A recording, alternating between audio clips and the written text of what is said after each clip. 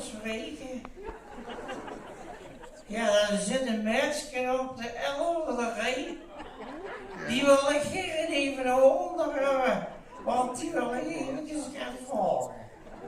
Op de 11e rij, alsjeblieft. Ik ken even door, dames en heren. Met een hupstok, ja.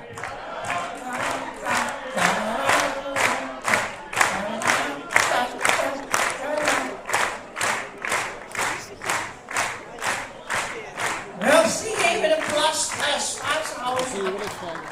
En we zien het. Ja? Dankjewel.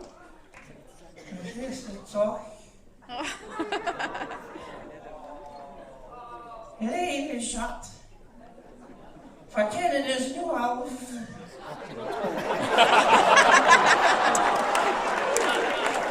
Ja. En die 4 jaar heb ze maar één ding gedaan. En dat is mij gelukkig gemaakt.